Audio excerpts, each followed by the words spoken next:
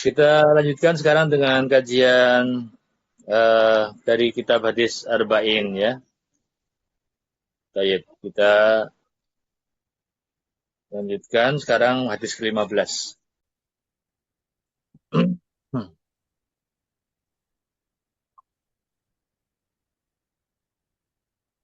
Ya, Bismillahirrahmanirrahim.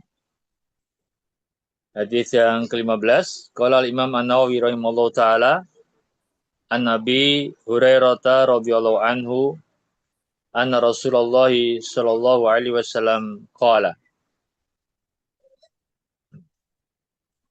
Ya, ini hadis yang juga dari sahabat ya, yang diriwayatkan dari sahabat yang bernama Abu Hurairah radhiyallahu an, bahwa Rasulullah sallallahu alaihi wasallam bersabda, "Man kan yu'minu billahi wal yaumil akhiri falyakul khairan aw liyasmut."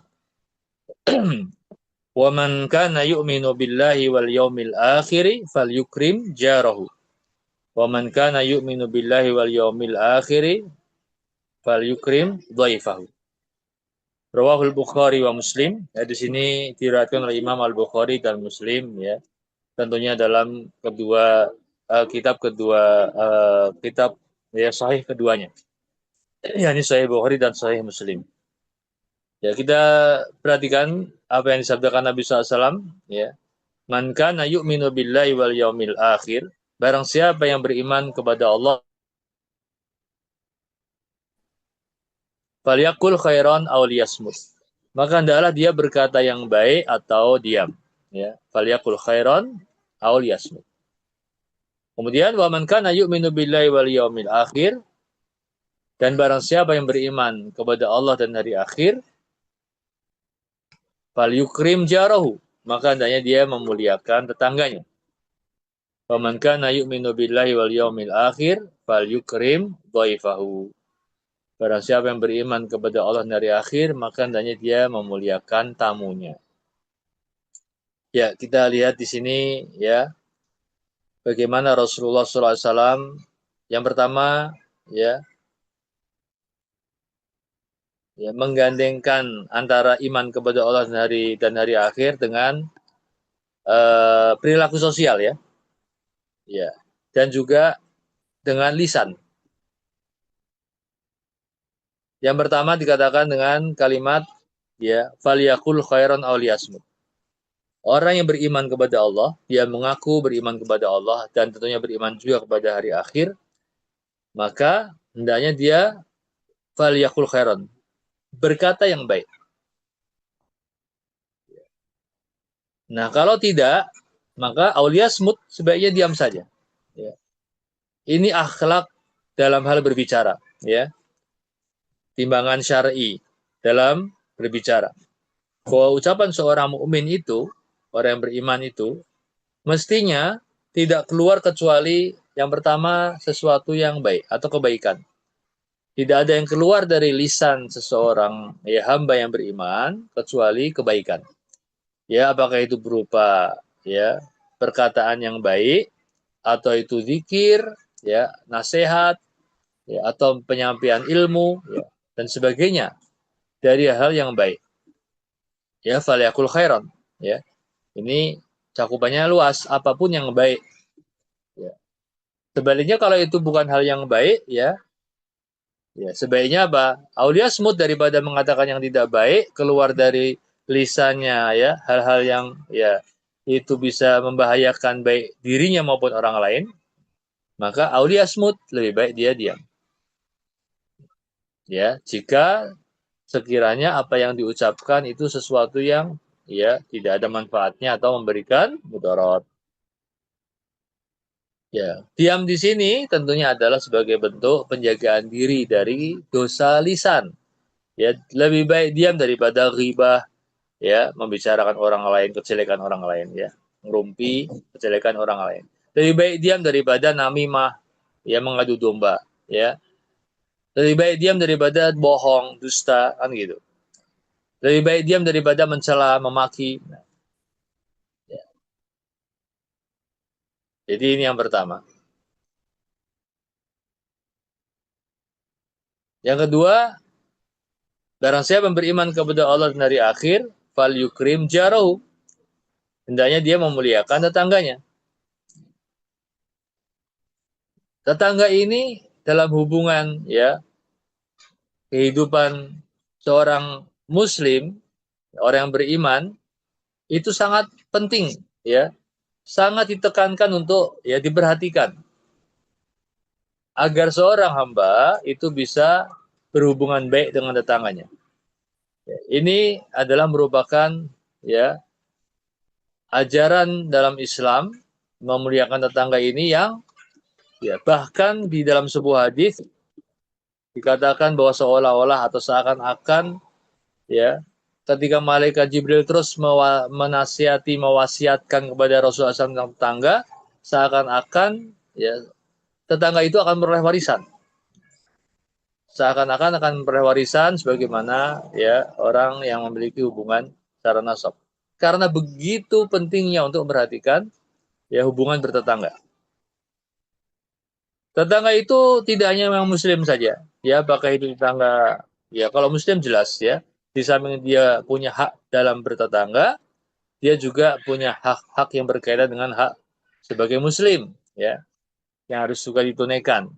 Nah, sementara bagi non muslim, ya meskipun dia non muslim, kalau dia tetangga kita, dia punya hak juga, hak dalam bertetangga untuk ya dimuliakan. Jadi ini umum, ya, memuliakan tetangga baik muslim maupun non muslim. Ya. Di antara bentuk memuliakannya apa? Ya, tidak mengganggu, ya, tidak membuat hal-hal yang bisa ya menimbulkan ketidaknyamanan.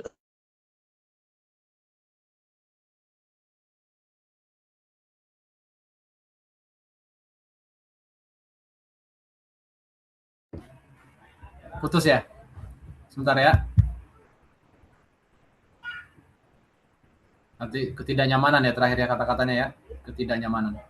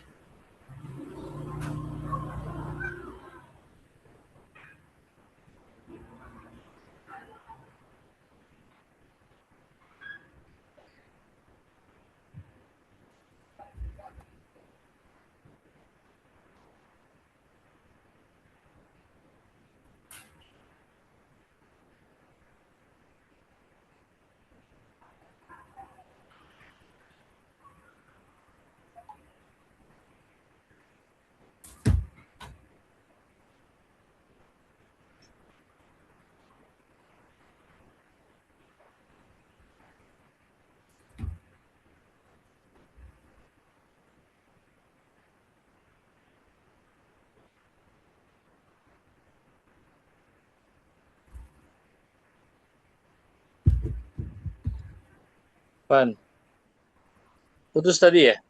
Iya, Sat. Ya, Van. Ya. Baik, kita ulangi sedikit. Jadi tadi masalah yang kedua ya, tentang memuliakan tetangga. Ya. Sedemikian pentingnya untuk diperhatikan sampai-sampai ya di dalam hadis disebutkan bahwa Jibril alaihissalam mewanti-wanti mewasiatkan kepada ya Rasulullah SAW untuk yang perhatikan tentang masalah ini sampai-sampai Nabi SAW mengira bahwa tetangga itu akan mendapat warisan ya, sehingga ya bentuk memuliakan ini ya baik tadi dalam bentuk tidak mengganggunya ya, juga dalam bentuk bantuan ketika dibutuhkan. Karena kita, saya adalah tetangga itu adalah orang yang paling dekat dalam kehidupan kita sehari-hari. Sehingga kalau ada apa-apa, ada masalah, tentu mereka yang paling bisa segera untuk bisa membantu ya, dibandingkan saudara tapi jauh ya. Ya, misalnya ada suatu hal yang ya membutuhkan bantuan segera. Nah, termasuk juga dalam hal sikap ya, dalam hal sikap ya bersikap santun, ramah ya, pada tetangganya. Jadi tidak boleh me, menyikapi sikap-sikap yang nanti akan menimbulkan perselisihan dan itu yang memang justru dilarang ya. Karena perintahnya adalah untuk memuliakan tetangga. Dalam hadis yang lain, kalimatnya fala yu'zi jarahu. Jangan mengganggu tetangganya ya. Ya, memuliakan termasuk di dalamnya adalah tidak mengganggunya. Ya. Banyak sekali hadis-hadis tentang masalah tetangga ya, berkaitan dengan bagaimana kita memuliakannya, ya, termasuk tentang bagaimana semestinya ya dalam berhubungan dengan tetangga untuk saling memberi ya, terutama dengan tetangga paling dekat dengan kita, ya saling beri hadiah dan sebagainya, yang untuk menumbuhkan ya hubungan persaudaraan supaya tercipta lingkungan yang baik ya. Kalau hubungan bertetangga itu baik kan lingkungannya menjadi baik ya, sehingga tidak menimbulkan hal yang buruk. Nah, kemudian juga ya, kenapa ini termasuk masalah penting? Karena ini adalah bentuk hablum minanas, hubungan dengan sama manusia, ya hubungan sosial, yang nggak boleh ya seorang hamba itu hanya punya hubungan semata-mata dalam kaitannya ibadah kepada Allah saja, tapi tidak memiliki hubungan yang baik dengan sesamanya. Ya, di dalam hadis juga disebutkan ketika ada seorang yang bertanya kepada Rasulullah SAW tentang seorang wanita yang ya dia rajin ibadah, ya, berajin ibadah itu bahkan tidak hanya yang wajib saja, termasuk ibadah-ibadah sunnah, ya, seperti sholat sunnah, puasa sunnah, dan sebagainya, termasuk bersedekah. Tapi kata ya orang ini dia mengatakan bahwa si wanita ini tetangganya tidak pernah aman dari gangguannya, ya. Yani selalu ribut dengan tetangganya. Maka Nabi SAW mengatakan apa? Ia min ahlin nar, ya, dia termasuk ahli neraka. Ya, jadi tidak cukup seorang itu hanya berhubungan baik ya dalam ibadahnya kepada Allah secara vertikal, tapi tidak punya hubungan baik dengan sama manusia ya secara horizontal, khususnya dengan tetangga ya, khususnya dengan tetangga. Nah, sebaliknya kalau orang itu ya hubungan dengan tetangganya baik, tidak ada masalah, walaupun dia ibadahnya mungkin hanya pas-pasan, artinya wajib-wajib saja ya, tidak banyak mengerjakan sunnah, maka itu bisa menjadi jaminan dia masuk surga. Sebagaimana Nabi SAW, dia min ahlil jannah. Ya, ya. Jadi itu dari hal yang kedua yang disebutkan atau disabdakan oleh Nabi kita SAW tentang orang yang beriman kepada Allah dan hari akhir, maka ya semestinya dia adalah orang yang memuliakan tetangganya. Dan yang ketiga, man kana yu'minu billahi wal yawmil akhir falyukrim dhaifahu. Barang siapa beriman kepada Allah dan hari akhir, hendaknya dia memuliakan tamunya, ya. Nah, tamu ini juga merupakan ya orang yang perlu kita perlakukan dengan sebaik-baiknya, ya. Dan memuliakan tamu ini ciri orang beriman berarti kan dari hadis ini, ya. Dan orang yang mempunyai akhlak yang mulia tentunya, ya. Ya, sebagaimana kalau di Al-Quran dikisahkan bagaimana Nabi Ibrahim alaihissalam ketika menyambut kedatangan tamu yang bahkan nggak dikenal oleh dia. Ya. Ini akhlak ya yang diajarkan, dicontohkan oleh Abul Anbiya Nabi Ibrahim alaihissalam. Ya. Nah, ya. Jadi berusaha untuk memperlakukan, melayani tamu dengan sebaik-baiknya. Ya. Bahkan kalau perlu bisa ya mencari sesuatu yang bisa untuk disediakan dengan baik kepada tamunya. Nah, diantaranya bentuk memuliakan tamu, ya, para ulama menjelaskan bahwa memuliakan tamu itu mulai dengan menyambutnya dengan wajah yang ramah, ya. Ya. Jadi kita itu diajarkan untuk selalu bersikap ramah, santun, ya. Tadi kepada tetangga juga, kepada tamu juga, ya. Karena bersikap ramah dan santun itu sudah merupakan kebaikan yang nggak boleh kita remehkan, ya. Di dalam hadis Nabi SAW bersabda, la tahkirona minal ma'rufi syai'an walau antal akhaka biwajhin talqin. Jangan kau remehkan ya minal ma'ruf dari suatu perbuatan yang baik. Ya, jangan kau remehkan sedikit pun, walaupun itu suatu hal yang kecil maksudnya. Jangan diremehkan. Meskipun kata beliau, walau antal akhaka biwajhin talqin. Meskipun itu hanya berupa ya engkau ketika bertemu dengan saudaramu menunjukkan wajah yang ceria, wajah yang ramah, wajah yang menyenangkan. Itu sudah termasuk bagian dari kebaikan yang nggak boleh diremehkan, ya. Bahkan terkadang dari hal itulah ya akan ya membawa kepada hal-hal yang lebih besar lagi dari ya hubungan yang baik, ya. Tapi kalau dari wajah saja sudah menampakkan yang wajah yang tidak menyenangkan, ya, eh, judes misalnya, atau ya menunjukkan wajah yang membuat orang tidak suka, nah, maka ya kemungkinan akan muncul hal-hal yang lebih buruk lagi. Jadi menyambut dengan wajah ramah, menyediakan hidangan, ya, ya sesuai kemampuan tentunya, ya, meskipun banyak kita dapatkan kisah-kisah betapa ada ya ulama atau ya termasuk dalam kisah Nabi Ibrahim alaihissalam, ya, berusaha untuk memberikan yang terbaik, ya. Nah, bahkan ada yang misalnya ya menyembelih kambing, ya, dihidangkan kambing, ya. Tapi tentu ini tidak perlu memberatkan, ya, semampu orang yang bisa, ya, apa yang memberikan yang terbaik untuk tamunya itu ya apa yang dia bisa. Dan tentunya ya menyambut dengan wajah ramah berarti tidak bermuka masam, meskipun dia misalnya sudah duduk dan misalnya ya dalam percakapan, ya, dalam pembicaraan jangan sampai menyakiti perasaan tamu, ya. Ini penting karena ya, perintah ini ya hendaknya memuliakan tamu, ya. Ini menunjukkan betapa Islam mengajarkan akhlak-akhlak yang ya mulia. Jadi di sini iman sejati itu melahirkan akhlak yang mulia, akhlak yang nyata, yang nampak dalam zohir, ya. Jadi itu yang justru mencerminkan ya pemahaman yang baik seorang terhadap Islam, ya, mencerminkan keimanan seorang kalau dia bisa mewujudkannya dalam akhlaknya. Ya, karena tidak ada artinya seorang beriman dan seorang menjalankan ibadah tetapi tidak tercermin ya dalam wujud akhlak.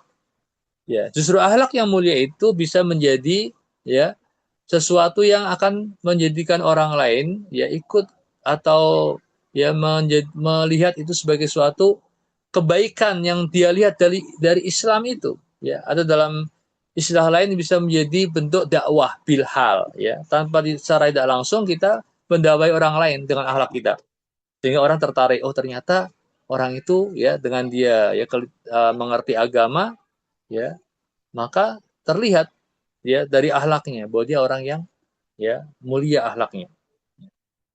Begitu juga ya lisan, ya, dari perkataan falyakul khairan aw liyasmut, ya, itu cermin daripada iman. Lisan itu apakah akan terjaga sehingga tidak mengeluarkan kata-kata kecuali kebaikan, atau apa saja dia keluarkan kalimat-kalimat yang ya bentuk-bentuk cacian, celaan, atau kalimat-kalimat tidak layak ataupun yang bisa menyakiti perasaan orang lain, ya, ataupun tadi ghibah, namimah, ya, apalagi fitnah dan sebagainya, ya, itu mencerminkan keimanannya, ya, dia mampu menjaga lisannya atau tidak, dan itu bagian pula dari akhlak seorang hamba. Dengan demikian, ya, kita bisa melihat dari hadis ini bahwa Islam mengatur hubungan pertama ya pada diri kita sendiri, ya, yaitu menjaga lisan, kemudian hubungan dengan tetangga dan hubungan dengan tamu, ya. Dan ini tentunya secara umum juga dengan masyarakat pada umumnya, ya. Ya. Nah, kalau ini terjaga, ya, maka akan terwujud ya masyarakat yang Islami, dari mulai keluarga-keluarga yang menjunjung nilai-nilai Islam dengan akhlak Islam, kemudian dalam hubungan dengan ya orang lain, mulai dari orang yang terdekat, tetangga kita, termasuk orang-orang yang datang kepada kita, itu para tamu kita, ya, kita ya tunjukkan dan wujudkan kebersamaan sosial yang baik. Nah, itu akan wujud akhirnya ya lingkungan-lingkungan yang ya secara nilai Islamnya ya bisa dirasakan. Ya. Nah, nah, jadi ini termasuk bagian dari kesempurnaan iman, ya. Bukan berarti menghilangkan iman sama sekali orang yang tidak memiliki tiga hal tadi, tidak bersikap ya dengan sikap-sikap yang disebutkan oleh hadis ini, tapi imannya nggak sempurna, ya. Dan bahkan bisa memang mengarah kepada apa yang menyebabkan dia ya mendapatkan hukuman dari Allah Subhanahu wa taala, ya, dari sikap-sikap dia yang buruk terhadap tetangganya, ya, atau dari lisan yang tidak terjaga, ya. Nah, Bapak Ibu sekalian, ya, mungkin sebagai penutup, ya, di antara faidah, ya, dan mungkin ya sebenarnya sudah kita sampaikan tadi ini untuk meringkas kembali faedah-faedah dan hikmah hadis ini, ya. Tentang pertama menjaga lisan, ya, bahwa menjaga lisan itu adalah kunci keselamatan, dan ini banyak disebutkan, ya, hadis-hadis tentang perintah menjaga lisan, ya, termasuk diantaranya sabda Nabi SAW, ya, man yatman li ma baina lahyaihi wa baina rijlaihi atman lahul jannah. Ya, barang siapa yang bisa menjamin untukku apa yang di antara tulang rahangnya, maksudnya lisannya, dan apa yang dia di antara dua kakinya, yaitu farjinya atau kemaluannya, dia bisa jaga dua hal itu, maka kata Nabi, atman lahul jannah. Aku jamin dia surga. Ya. Jadi menjaga lisan itu adalah kunci keselamatan untuk bisa masuk surga, diantaranya dengan menjaga lisan kita. Ya. Nah, karena banyak dosa itu bersumber dari lisan. Bahkan dosa-dosa besar, ya, tadi ribah, namimah, ya, fitnah, itu semua dosa-dosa besar. Ya. Itu sumbernya dari lisan. Kemudian yang kedua tentang berbuat baik kepada tetangga dan juga tamu tentunya, ini termasuk adalah akhlak baik ini bisa menjadi bagian dari dakwah bilha, dakwah tanpa kata-kata, ya. Dengan kita menunjukkan akhlak yang baik. Termasuk kalau kita punya tetangga yang non-muslim, ya. Di hadis juga ada disebutkan tentang bagaimana ada sahabat yang ketika menyembelih kambing, ya, disuruh, ya, pembantunya untuk mengirim kepada seorang tetangganya Yahudi, ya. Maka itu dibolehkan dan bahkan bisa menjadi dakwah bilhal, menunjukkan bahwa kita orang Islam ternyata, ya, tidak ada masalah untuk berbuat baik sama siapapun, ya. Nah, ya, selama mereka tidak memusuhi agama kita, tidak mengganggu kita, ya. Jadi adab, ya, hadis ini mencakup adab berbicara, adab bertetangga, dan adab menerima tamu, ya. Sehingga kesimpulannya iman tidak cukup di hati.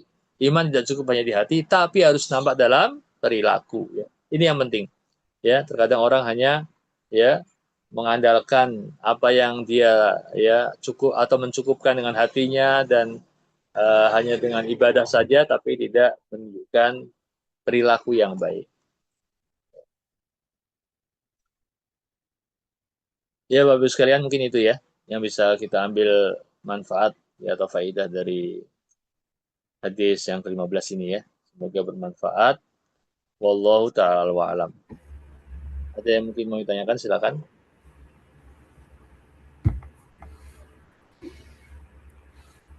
Silakan Pak Budi, Bu Nini, Wati, kalau ada yang mau ditanyakan. Masih ada sedikit waktu. Jangan lupa dibuka itunya mic-nya. Nah, ya. Sudah cukup kayaknya. Cukup ya? Cukup. Ya.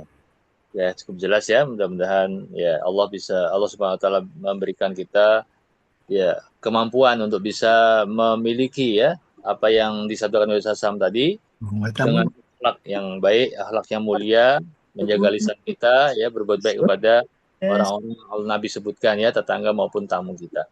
Baik, Bapak Ibu sekalian, rahimanallah wa iyyakum ajmain. Kita tutup pertemuan kita sore hari ini.